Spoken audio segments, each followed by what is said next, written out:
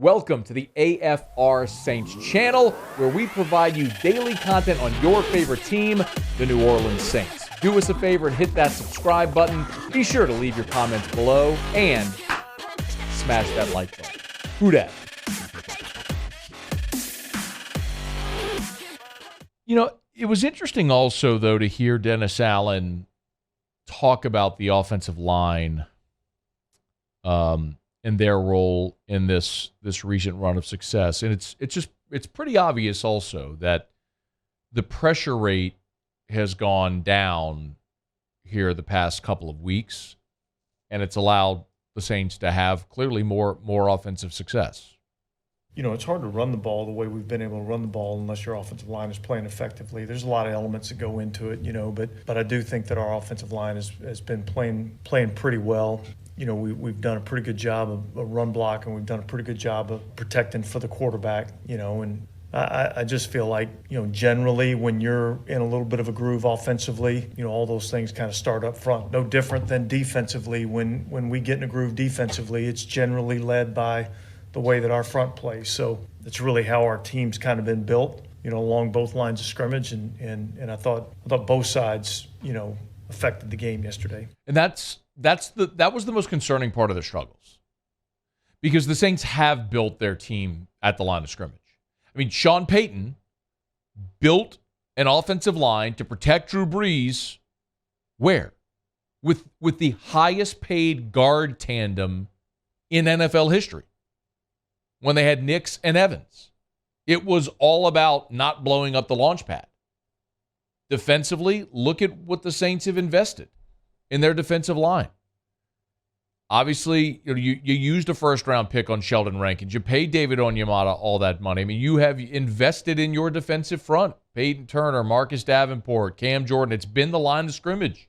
It's where they've invested.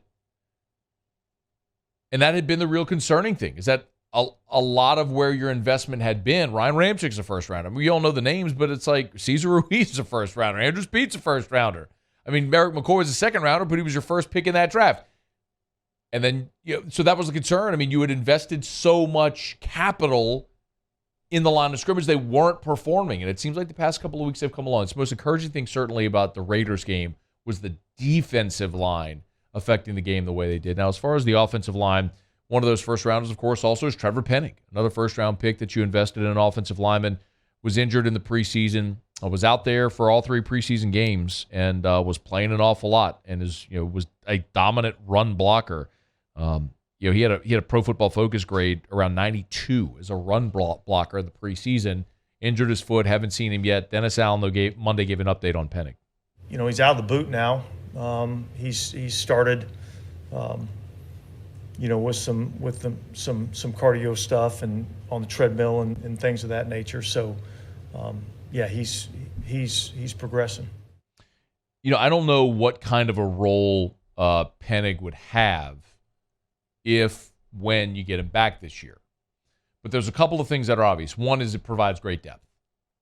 You know, even if he doesn't immediately step in and snatch the starting left tackle job away from Hurst, no biggie. I mean, in time, he's your left tackle of the future.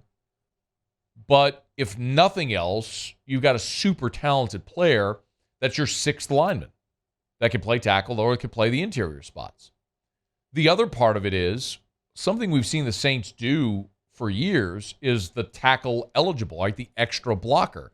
For years, we saw Will Clapp do that. You tackle eligible, 64 reporting eligible. Well, that could be Trevor Penning. You get that dude, put him on the end as a tackle eligible, another blocker in space. Yeah, I'll take that guy in certain sets and packages to get him on the field. So it only makes you better. It's the obvious thing to say, but when Trevor Penning will be back, we'll see. Initially, that timeline was early November. Well, it's November, and if he's out of the boot and just now starting to do cardio, it's unlikely to think he'll be playing soon. But remember, once they activate him, it's a 21-day window. Once they open that window, he's got 21 days from when they activate him to practice to then activate him on the 53 to play in games. So, and then if he's not able within those 21 days, then he has to go to season-ending IR.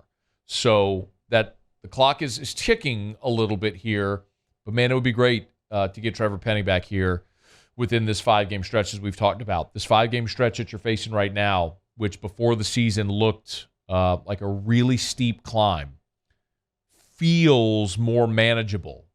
The Ravens are a great football team, but you get that game at home in primetime on Monday Night Football.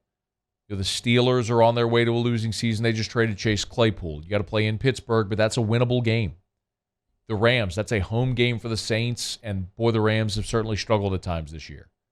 You're going to San Francisco is going to be a really big ask, but then you go to Tampa before your bye, and Tampa's a mess. So, I mean, before the season started, that looked like, man, Lamar Jackson at Pittsburgh, the defending champs in your building, at the Niners, who were in the NFC Championship game a year ago, at Tom Brady and the Bucs. That looked like a meat grinder. Now it looks much more manageable if you're starting to play at a higher level. So it's a great opportunity for the Saints team if they can find some consistency in their play and more resemble what they did this past Sunday against the Ravens.